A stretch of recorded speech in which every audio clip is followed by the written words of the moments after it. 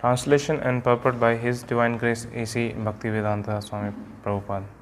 All the rishis, verses like this. Rishyo Manava Deva Manuputra Mahaojisha Kala Sarve Harer Eva Sa Prajapatya Smrita. Translation. All the rishis, Manus, demigods, descendants of Manu, who are especially powerful, are plenary portions or portions of the plenary portions of the Lord. This also includes the Prajapatis. Purport. Those who are comparatively less powerful are called Vibhuti, and those who are comparatively more powerful, they are called Avshesha, Avesh incarnations. So in this verse, is speaking about like how all the rishis, Manus, demigods, and descendants of Manu, they are all the portions, plenary portions or portions of the plenary portions of the Lord. So this gives us the understanding like all the this like how all the universe is inhabited by Prajapatis, but even the Prajapatis, the source of Prajapati is the portion or the plenary portion of the Lord. So this purport is short. We'll go to the next verse. So, Ete chams kala pumsa Krishnastu bhagavan swayam indriyari vyakulam lokam vidyante yuge yuge. Translation and purport by His Divine Grace A.C. Bhaktivedanta Swami Prabhupada. All the above mentioned incarnations are either plenary portions or portions of the plenary portions of the Lord, but Lord Shri Krishna is the original personality of Godhead. All of them appear on planets whenever there is a disturbance created by the atheists. The Lord incarnates to protect the theists. Purport by His Divine Grace A.C. Bhaktivedanta Swami.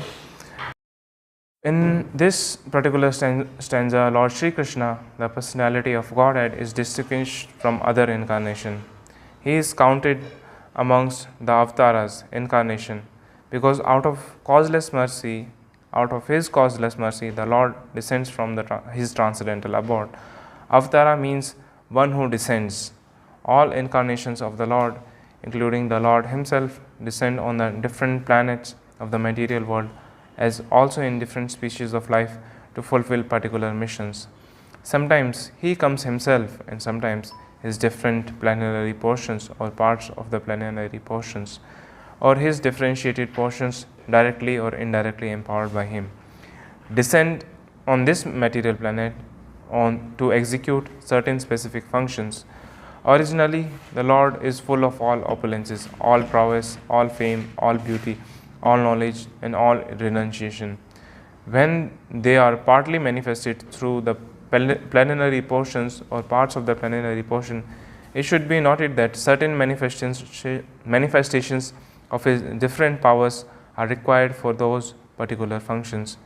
When in the room small electric bulbs are displayed, it does not mean that the electric powerhouse is limited by the small bulbs.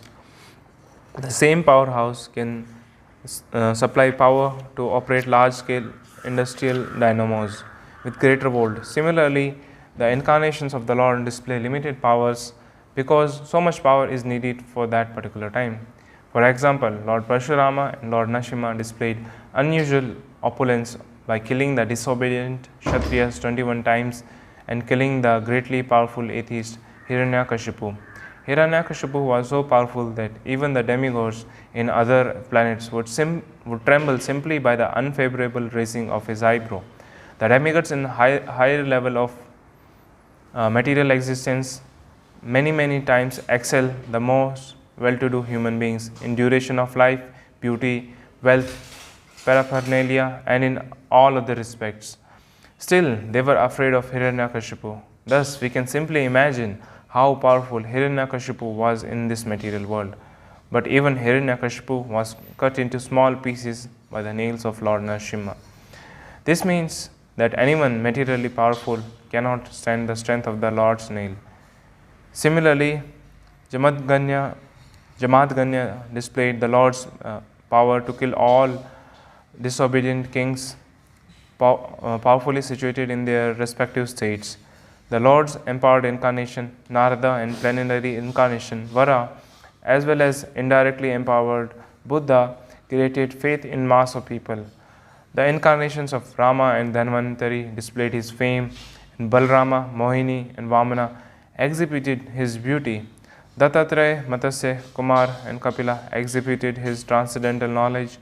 Nar and Narayan Rishis exhibited his renunciation. So, all different incarnations of the Lord, indirectly or directly manifested from different features. But Lord Krishna, the primeval Lord, exhibit the complete features of Godhead. And thus it is confirmed that He is the source of all other incarnations. And most extraordinary feature exhibited by Lord Sri Krishna was His internal energetic manifestation of His pastimes with the cowherd girls.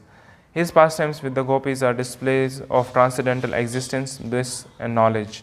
Although these are manifested apparently as sex love, the specific attraction of His pastimes with the gopis should never be misunderstood. The Bhagavatam relates these pastimes in the 10th canto, and in order to reach the position to understand transcendental nature of Lord Krishna's pastimes with the gopis, the Bhagavatam promotes the student gradual in 9 other cantos. According to Srila Jiva Goswami's statements, in accordance with authoritative sources, Lord Krishna is the source of all other incarnation. It is not that Lord Krishna has any source of incarnation. All the symptoms of the Supreme Truth in full are present in the person of Lord Shri Krishna. And in the Bhagavad Gita, the Lord emphatically declares that there is no truth greater than or equal to Him. In this stanza, the word Swam is particularly mentioned to confirm that Lord Krishna has no source other than Himself. Although in other places incarnations are described as Bhagavan because of their specific functions, nowhere they are declared to be the Supreme Personality.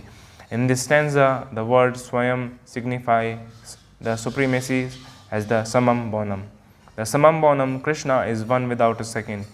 He Himself has expanded Himself in various parts, portions, and particles as Swayam Rupa, Swayam Prakasha, Tad Ekatma, Prabhava, Vibhava, Vilasa, Avatara, Avesha, and Jivas, all provided with innumerable energies just suitable to the respective persons and personalities.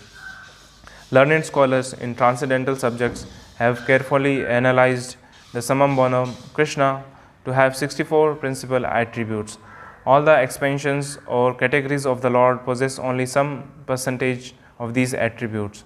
But Sri Krishna is the possessor of the attributes cent%, and His personal expansions such as Swam Prakash, Tad Ekatma, up to the categories of the avatars who are all Vishnu Tattva, possess up to 93% of these transcendental attributes. Lord Shiva, who is neither avatara nor avesha nor in between them, possess almost 84% of the attributes. But the jivas, or the individual living beings in different statuses of life, possess up to the limit of 78% of the attributes.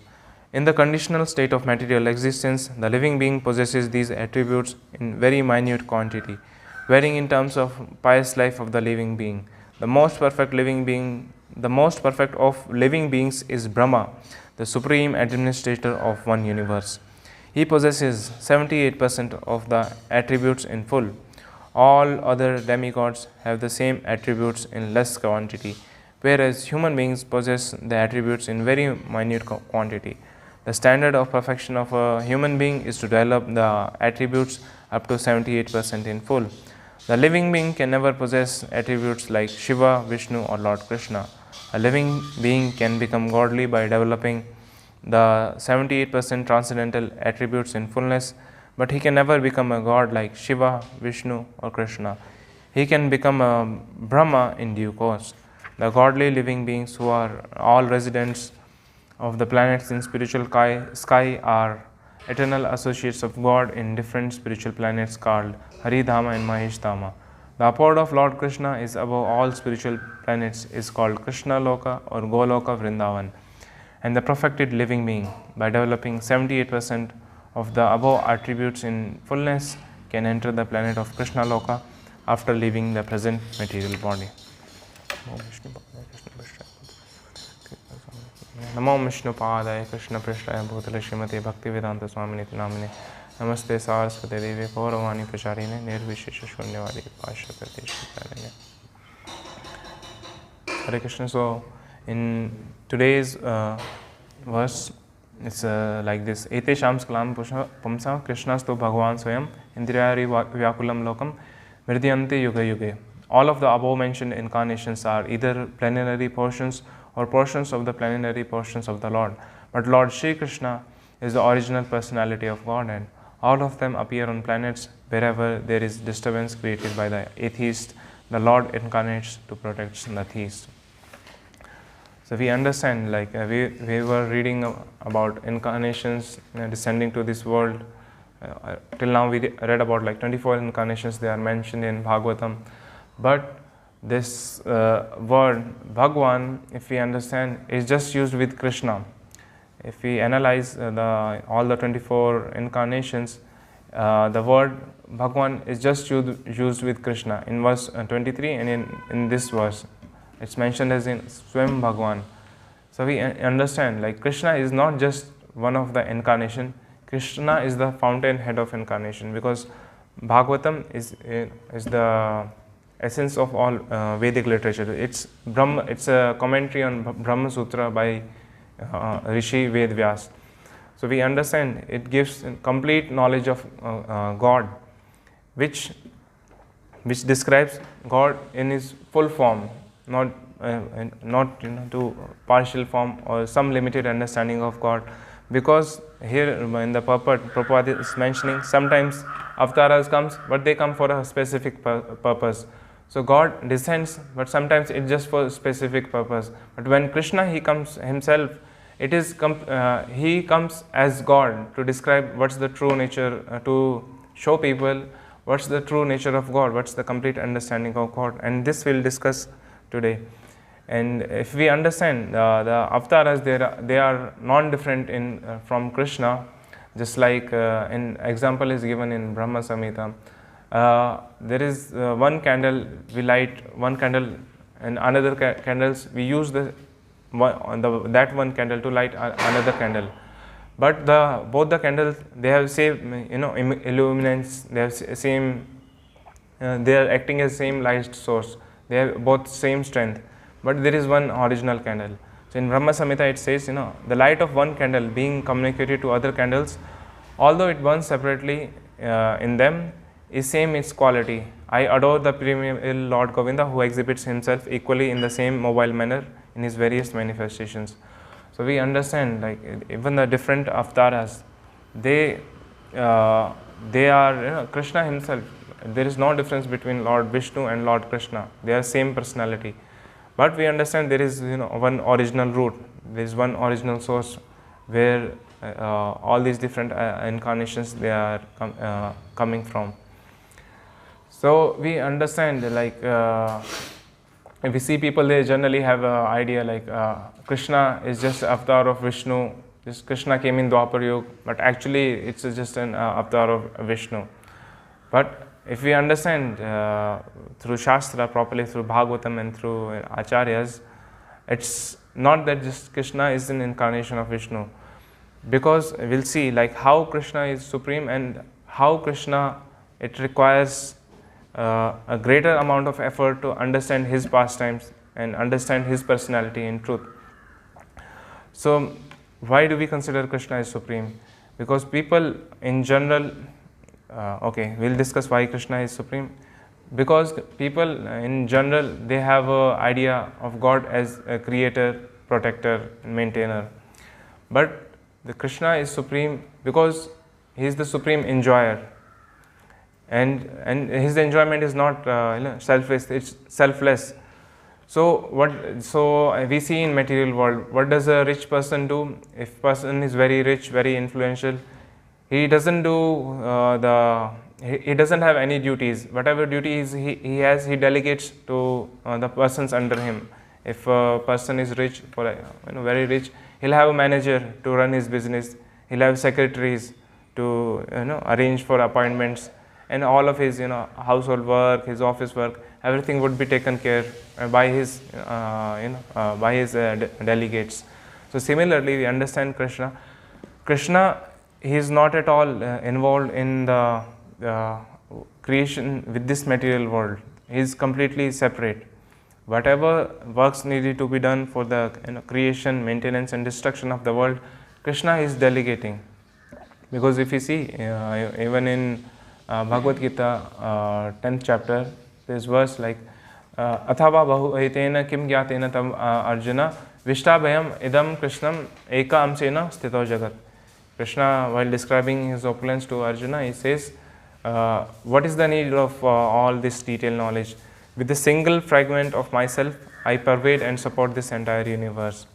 So we understand, like Lord Vishnu is maintaining this universe, but Krishna is saying, Eka amshena sthito jagat. With my one amsha, I am supporting this universe. So it's not Krishna, Krishna's amsha, which is Lord Vishnu, he is supporting the universe, and it's directly in Bhagavad Gita.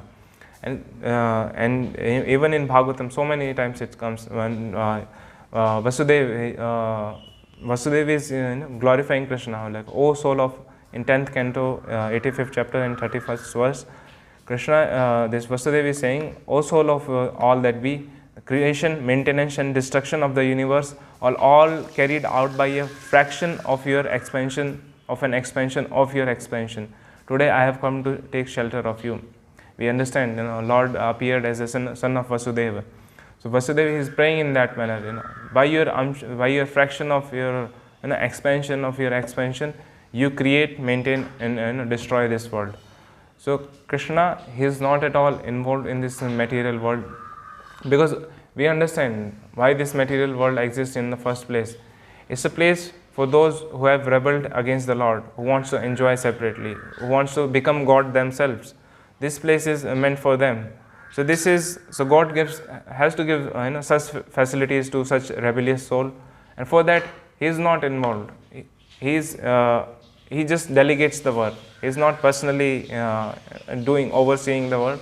He is delegating to his representative. Brahma is creating, Lord Vishnu is maintaining, and Lord Shiva is destroying. So Krishna is not involved in the material world. So in this sense, we can understand Krishna, he maintains his supreme position by being the supreme enjoyer, by not directly involving in the matters which are as dutiful, because whatever duties are there, Krishna, he delegates.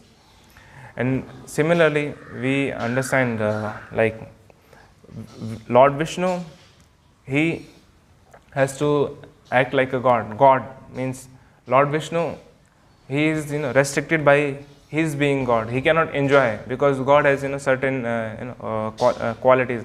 God must be truthful. God must be dutiful. God cannot lie. God cannot cheat. But we understand from pastimes of Krishna, Krishna is cheating. Krishna is lying.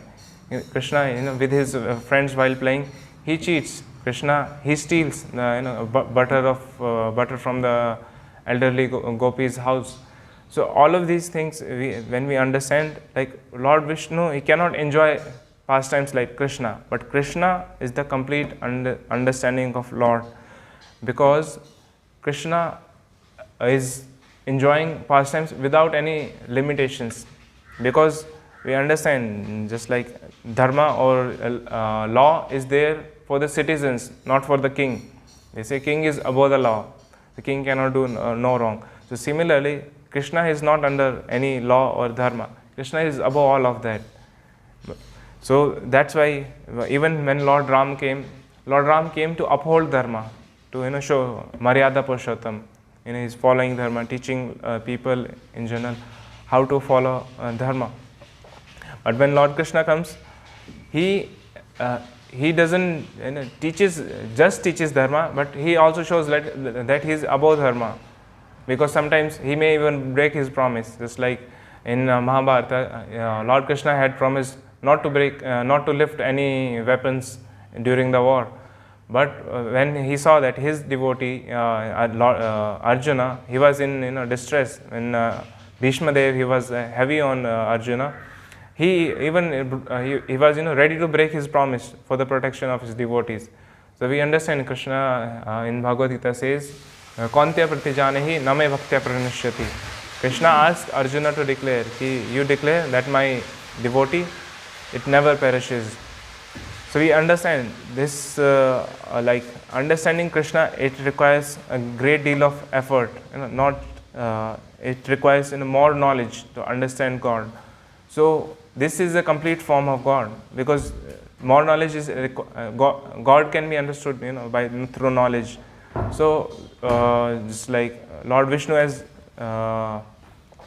Lord Vishnu's pastimes, the devotees they have just two relations with Lord Vishnu's, as neutral observer, Shanta Rasa and Dasa Rasa.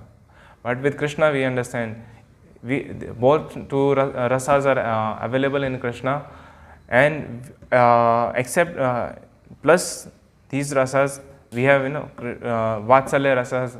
So someone is parent of Krishna, someone is lover of Krishna, and someone is friend of Krishna.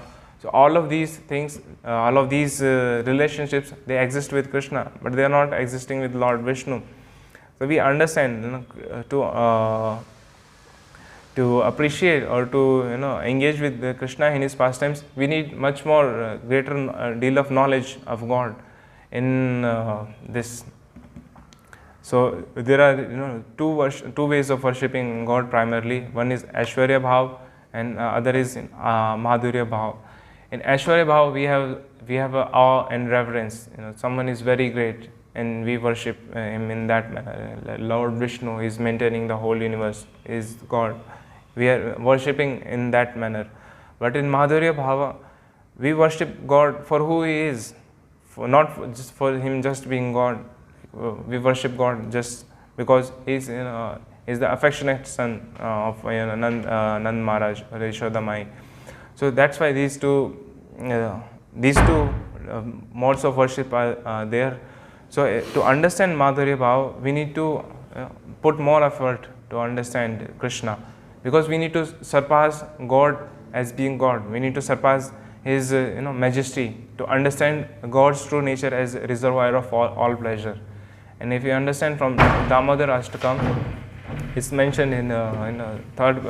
Damodara Ashtakam is written by Satyavrata Muni, and these prayers, they are found in Padma Purana. It says, Iti dik sulilabir anand kunde sagosham nimajyatam akhapayantam tadi yeshita gneshu bhakter jitatvam puna prema tastam satavriti vande. So this translation is like this. By this childhood pastimes, Krishna is drowning the inhabitants of Gokula in pools of ecstasy, and is telling to those devotees, is revealing to those devotees who are absorbed in his knowledge of his supreme majesty and opulence, that he is conquered by the devotees who have pure love with him and is free from all concepts of awe and reverence. And then with great love I offer my obeisances to Lord Damodar hundreds and hundreds of times. So this is mentioned like Tadi Yeshita Gneshur Bhakter Jitatam.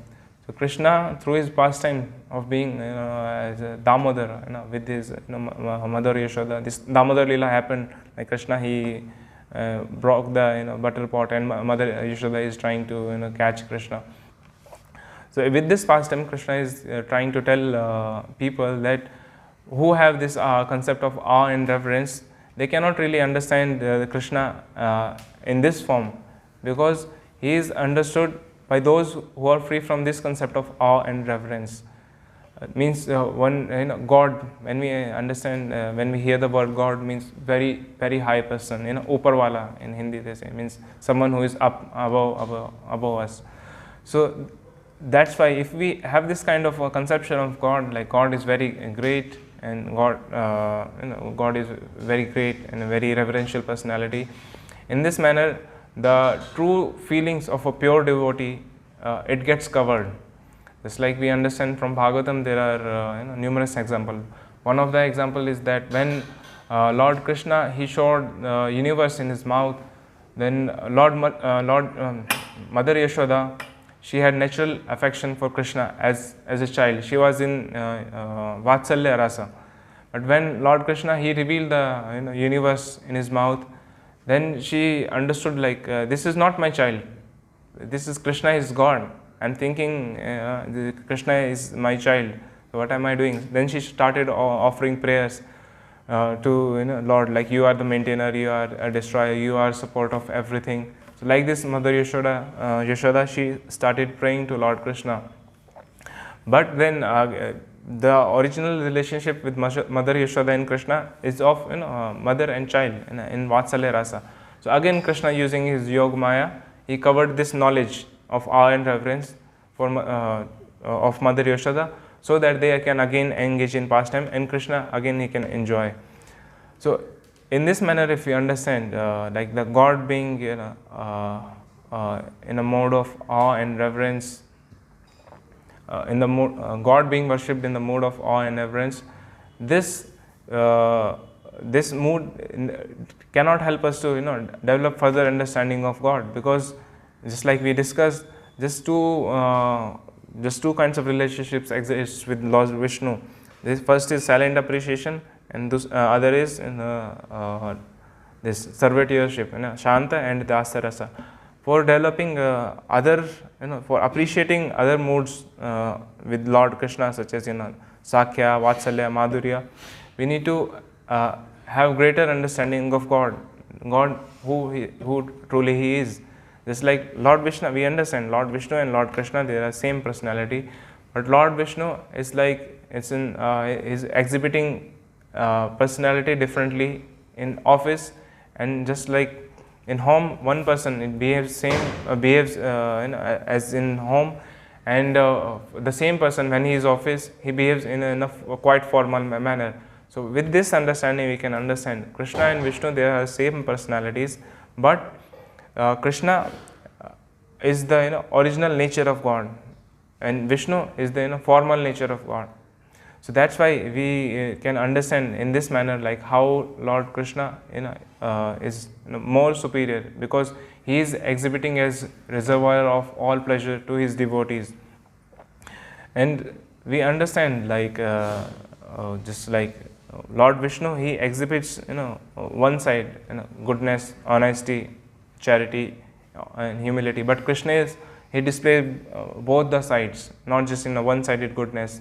With his devotees dealings, he sometimes cheats, like we discussed, to win his friends. Sometimes he steals. So there is extra tension in his pastimes. There is always some tension and anxiety there. So as a result, he is a combination of both good and bad, and honesty, deception, and charity, theft, humility, and competition, and all of these things, they are there in God. We say Krishna is the source of everything, Janmade asya yatha. So Prabhupada writes, even Krishna, he exhibits all the qualities, not just one-sided. But whatever he does, God is good. Even he steals, he is good. Even when he cheats, he is good, because he is doing selflessly to give pleasure to others, to his devotees. So with this understanding, when we understand Krishna, we automatically come to the conclusion like Krishna is the supreme, because we require more understanding, more effort to understand Krishna's pastimes, how he is dealing with his devotees. And even just like when we understand how Bhagavad Gita was spoken, people they have a conception like Lord Vishnu came and Krishna he spoke Bhagavad Gita, but ultimately it was meant for Lord Vishnu.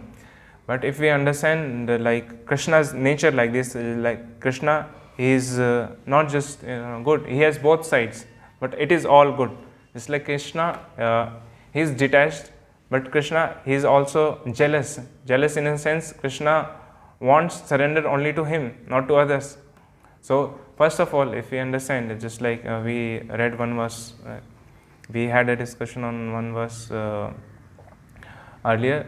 Krishna says, yatha ichhasi tatha karo. In 18th chapter, in 63rd verse, Krishna says, I have declared this knowledge, now you do whatever you like. So Krishna is being indifferent. Krishna is being nonchalant, means you may do whatever you like. But after few verses, then Krishna says, Sarv dharman parityaje mam ekam sharanam vraja aham tam sarvapapebhyo mokshishami mahasaja. Krishna is saying, abandon all religions, just surrender unto me. Mam ekam means to me, but ekam, not to others. Mam ekam sharanam vraja aham tam sarvapapebhyo mokshishami mahasaja. So Krishna is telling, you just be surrender to me. Don't do. Krishna doesn't like doing us, other duties and other rituals. Why is like this? Because we understand when there is intimacy between two persons. So just like example is given, a wife may tell her husband, like, you don't look at other women, I feel jealous of you. Because there is intimacy between wife and husband, wife is telling like that. If to others, wife may not tell, to other people she may know, she will not tell like that. But because this intimate relationship is there between wife and husband, wife is telling like this to her husband. So similarly, Krishna, he has intimate relationship with his devotees. So he is telling us like this, you just worship me, So it's kind of jealousy. Don't worship others, no need to worship. So Krishna is telling us to just worship him, because there is existence of mode of intimacy. Otherwise, if we just understand, if we understand, if we understand like Lord Vishnu, he spoke Bhagavad Gita, then people, they will automatically question, hey, why Lord Vishnu is trying to surrender? Why God is forcing us? Because they do not understand this higher moods, higher rasa, like intimate mode of like how a relationship is,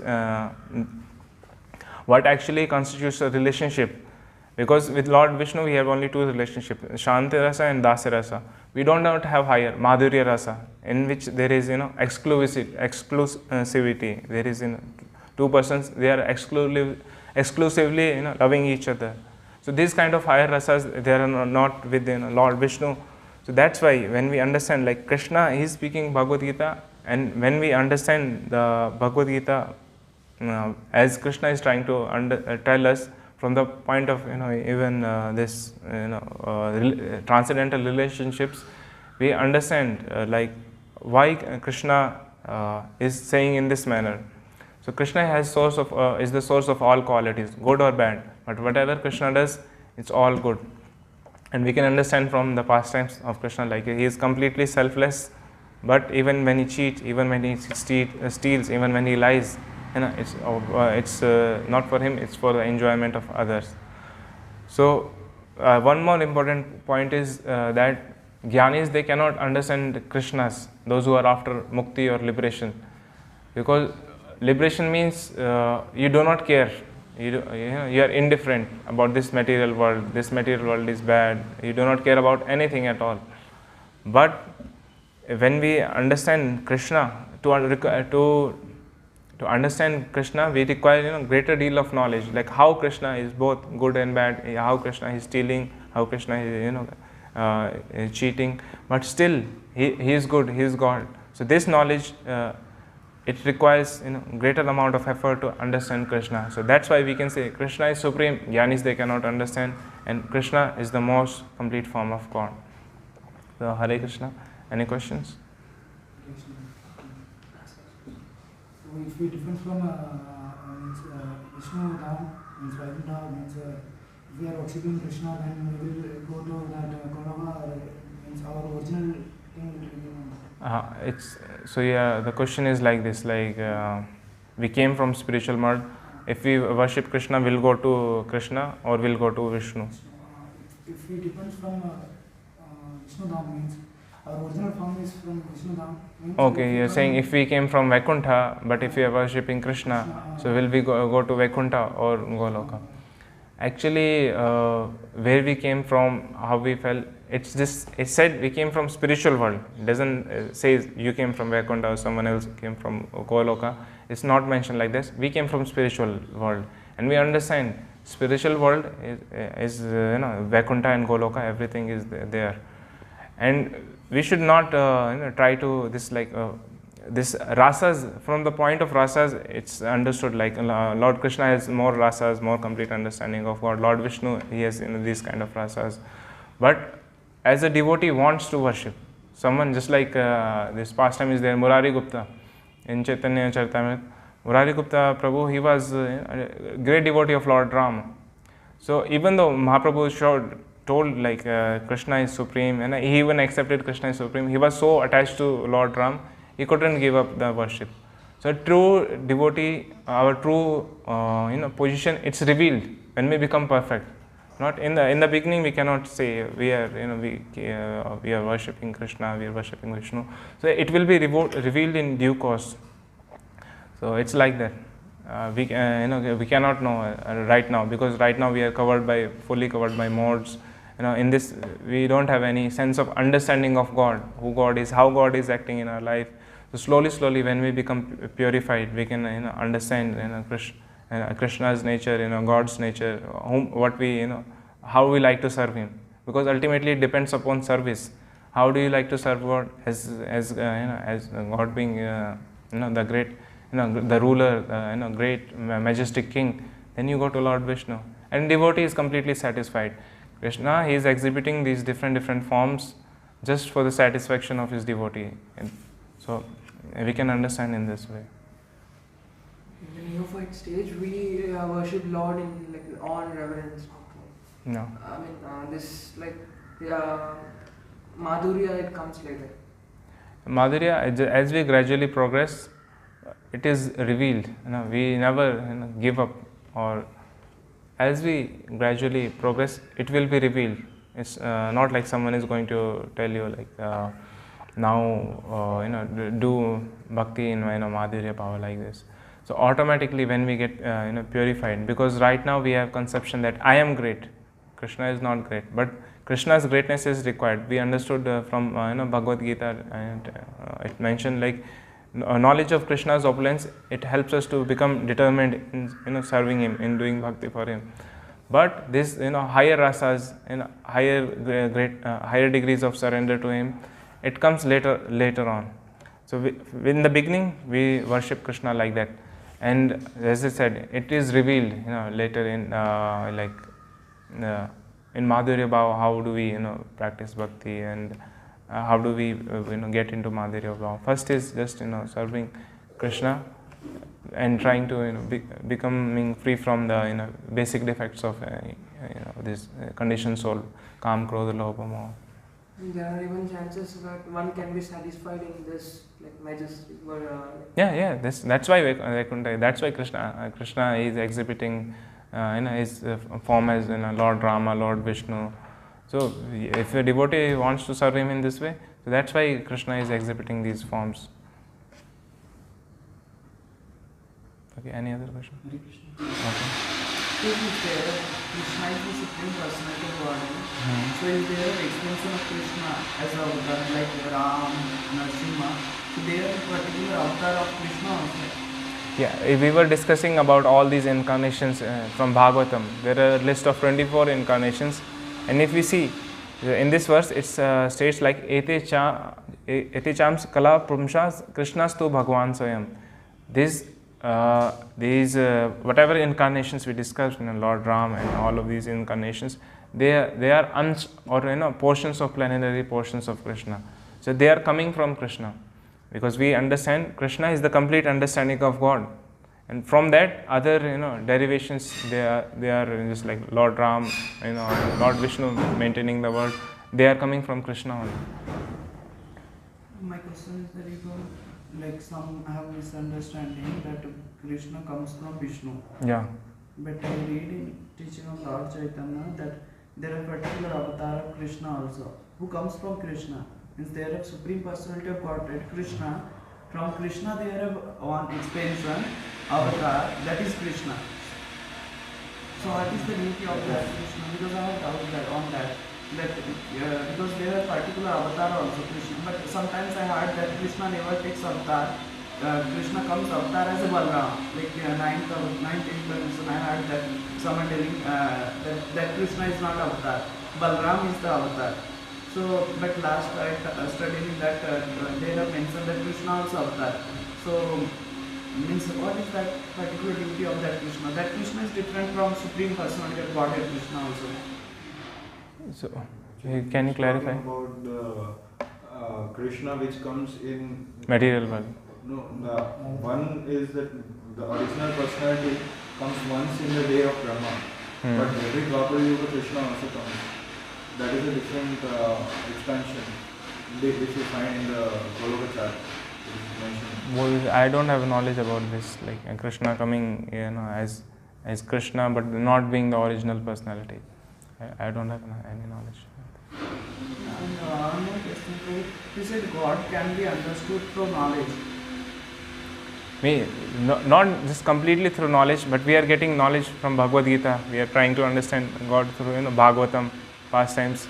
So Krishna's pastimes, if we understand, they are on a high platform because we are understanding God's nature. Being, committing, stealing, telling lies, and cheating. But all of this knowledge is there in Bhagavatam. So with this knowledge, not just by our own mundane knowledge, but knowledge of Bhagavatam, we are trying to understand Krishna's nature. So, and when we analyze, Krishna's nature, it gives us complete understanding of God. Not just God being, good as a supreme ruler, as just as the king of all, universes, but we understand true nature of God is, both sided. It has all the aspects, even good, bad, everything is there in God, but it is all good. Like this understanding is required.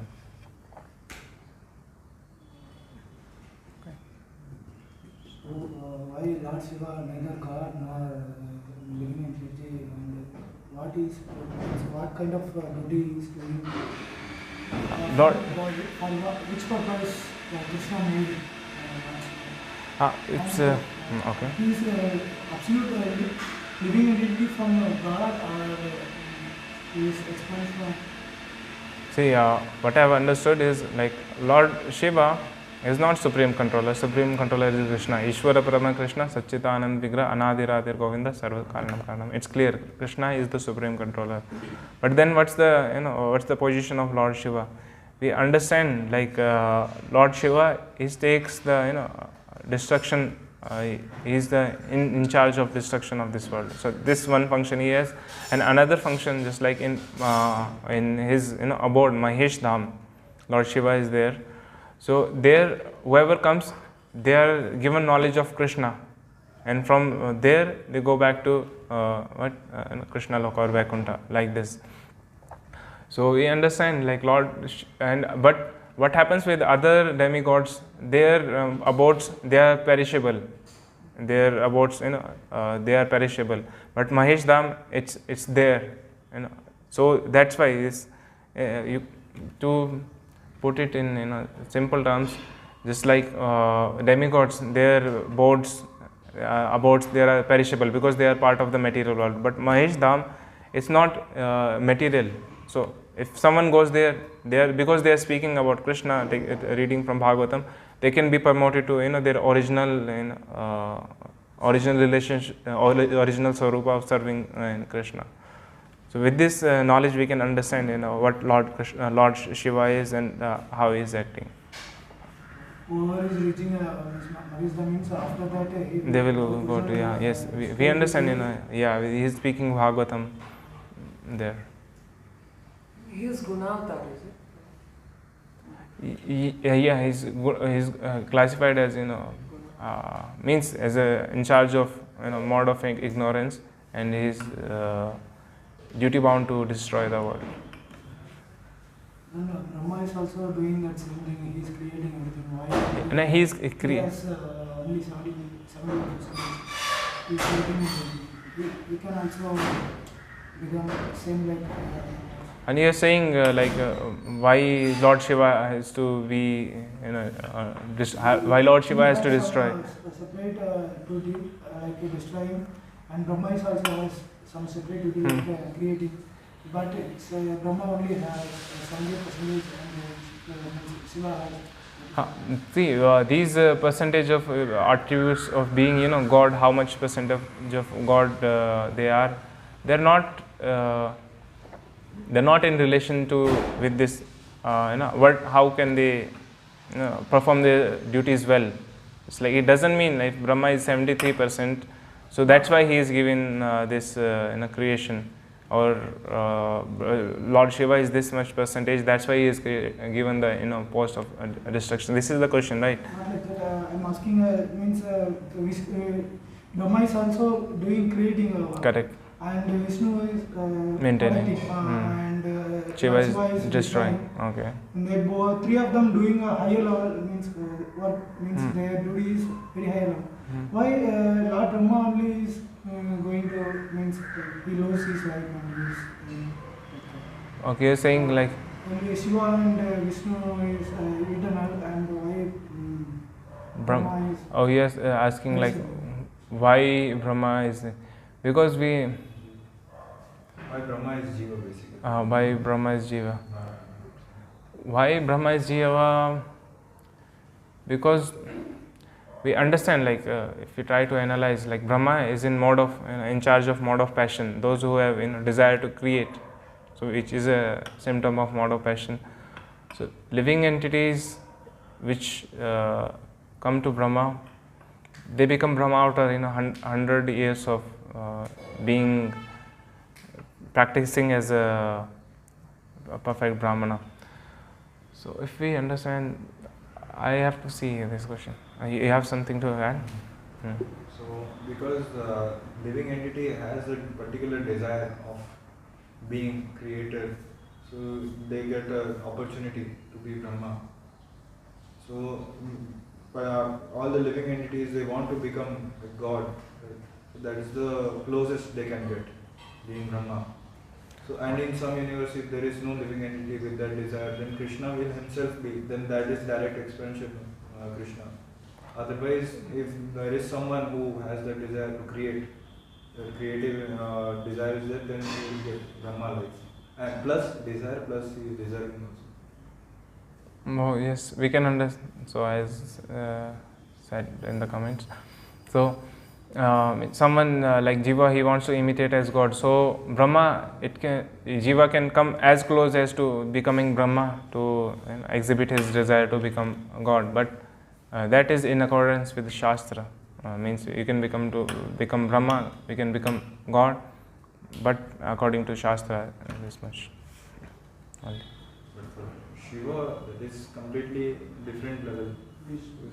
That is in the Goloka chart I saw, there at the border of the universe, there is on the side which is facing the inside of universe, that is Mahesh Dham, the side facing outside the universe, that is Sadashiv.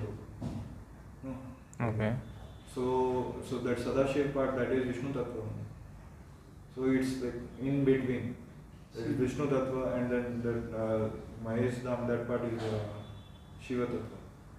So Mahedham is not eternal. Sadashiv Loka is. No. Means it is in the purport, you will see towards the end, it is mentioned here that the residents of the spiritual world, then Haridham and Mahedham I mentioned, no? because they are not perishing.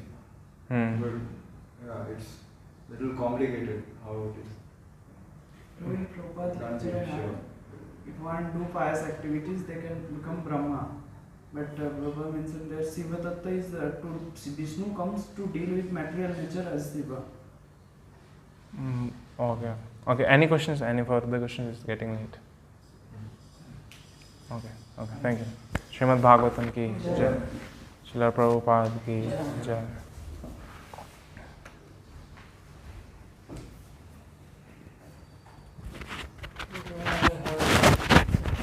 What is